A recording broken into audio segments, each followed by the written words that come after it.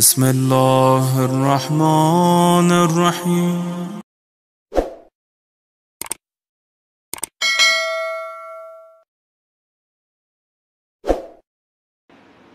تو ذہن میں رہے، اور یہ بحث جو ہے بہت سے علماء نے مستقل کتابیں لکھی ہیں مقدمہ تفسیر کے عنوان سے، اور اس میں بحث کی ہے کہ تفسیر سے کیا مراد ہے اور تاویل سے کیا مراد ہے۔ اس فقیر نے تقریباً اس موضوع پر کم از کم تو 110 سے زیادہ کتابیں پڑھی ہوں گی، صرف اس موضوع پر، صرف اس ایک موضوع پر، کہ تفسیر کے قواعد کیا ہیں، اصول تفسیر کیا ہیں، اور تفسیر و تاویل میں فرق کیا ہے۔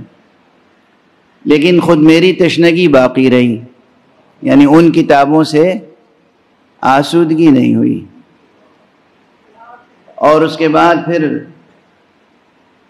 مزید غور و فکر کا سلسلہ جاری رہا۔ تو میں جس نتیجے تک پہنچا، خود قرآن مجید کی روشنی میں اور احادیث معصومین علیہم الصلاۃ والسلام کی روشنی میں،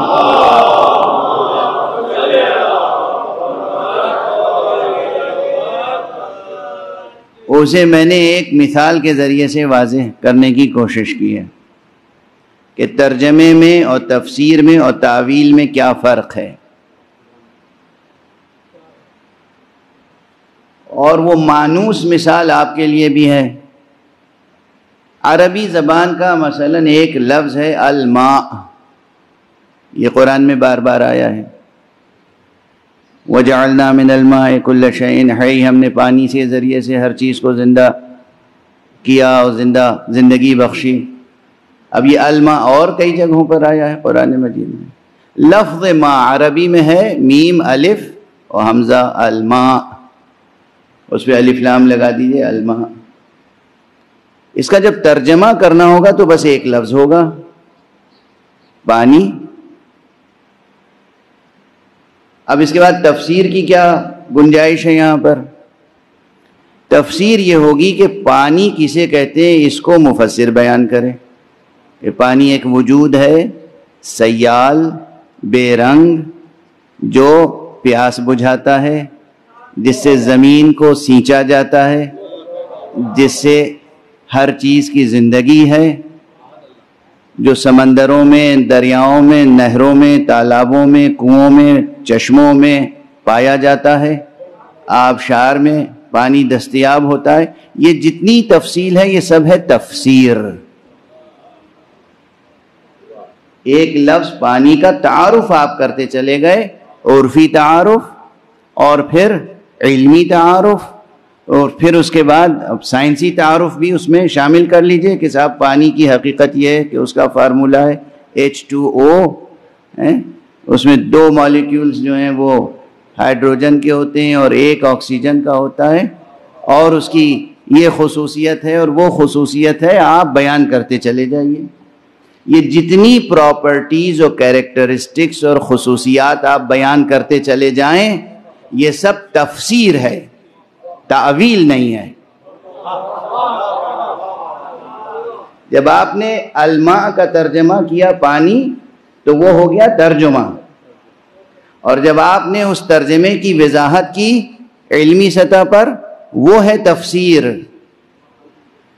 اور قرآن نازل ہوا ہے نہ صرف ترجمے کے لیے نہ تفسیر کے لیے، اس لیے کہ خدا را بتائیے، اگر آپ لکھے ہوئے لفظ پانی کو پڑھ لیں اور اس کے تمام خصوصیات پڑھ لیں، پانی کی تمام علمی تفسیر پڑھ لیں، لیکن آپ پیاسے ہوں تو کیا آپ کی پیاس بجھ جائے گی؟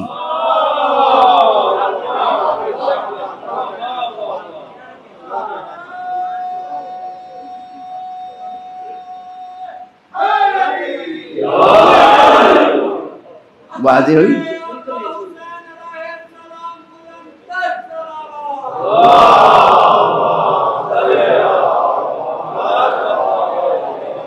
یعنی جتنے حضرات نے عربی میں یا فارسی میں کتابیں لکھی ہیں تفسیر و تاویل کا فرق واضح کرنے کے لیے، میں سمجھتا ہوں کہ واقعاً وہاں تشنگی ہے، فرق واضح نہیں کر پائے اکثر مفسرین، اکثر بزرگ مفسرین، کہ تعویل و تفسیر میں فرق کیا ہے، اور اس لیے ہمیں طعنہ دیتے ہیں۔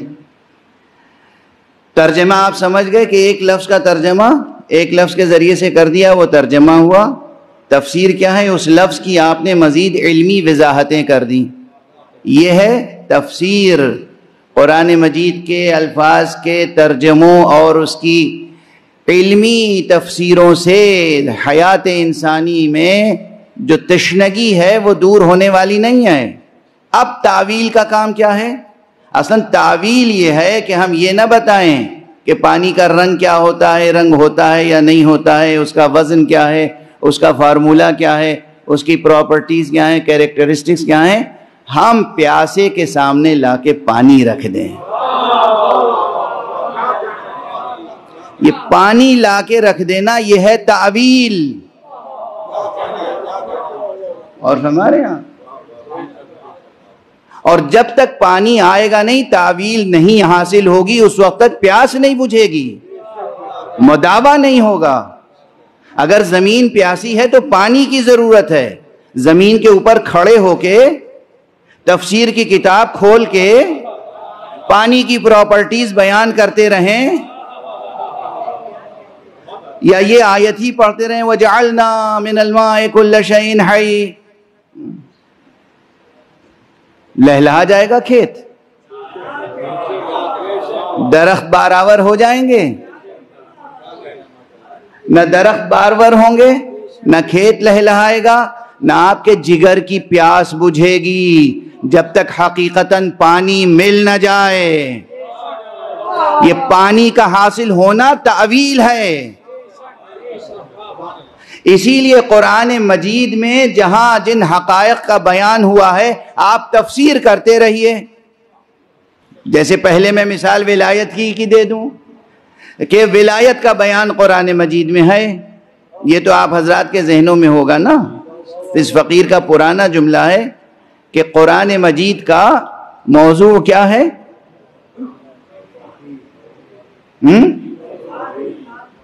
کیا فرمایا آپ نے؟ حد ہو گئی آپ کے بھی حافظے کی۔ کتنی مرتبہ میں گزارش کر چکا ہوں کہ قرآن مجید کا موضوع انسان نہیں ہے، قرآن مجید کا موضوع توحید ہے۔ از اول تا آخر قرآن مجید کا موضوع ہے توحید، اور اس کا جو عملی پیغام ہے اگر ایک لفظ میں بیان کرنا ہو تو کیا بیان کریں گے؟ دیکھیے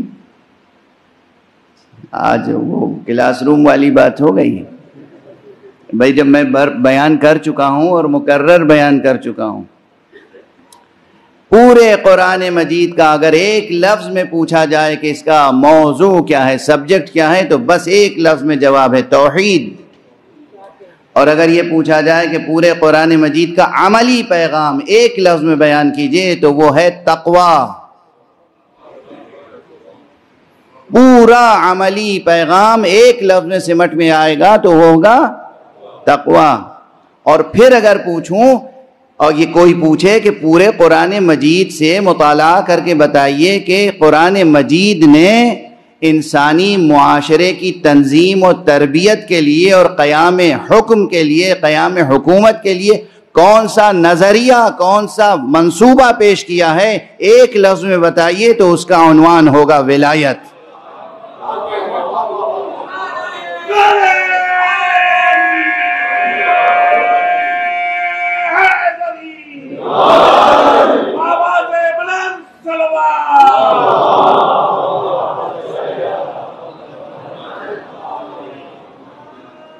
تو موضوع کیا ہے؟ توحید۔ عملی پیغام کیا ہے؟ تقوی۔ نظام کیا ہے؟ ولایت۔ اب ولایت سے متعلق جتنی آیتیں ہیں ان آیتوں کو تلاوت کرتے رہیں، ترجمہ کرتے رہیں، تفسیر بیان کرتے رہیں، معاشرہ انسانی کے درد کا علاج نہیں ہوگا۔ ولی کسے کہتے ہیں؟ متقی ہو، عادل ہو، پرہیزگار ہو، اللہ والا ہو، صدقات دینے والا ہو۔ آپ لفظوں میں جتنی بھی تفصیل بیان کرتے چلے جائیں اس سے درد انسانیت کا مداوا نہیں ہوگا۔ یہ سب ہے تفسیر، کتابوں پہ کتابیں لکھتے چلے جائیں، یہ سب ہے تفسیر۔ تعویل کیا ہے؟ ارے اپنا ہاتھ بڑھائیں اور دست ولی خدا پر بیعت کریں. علی تک جب پہنچ جائیں گے تو تعویل حاصل ہو جائے گی.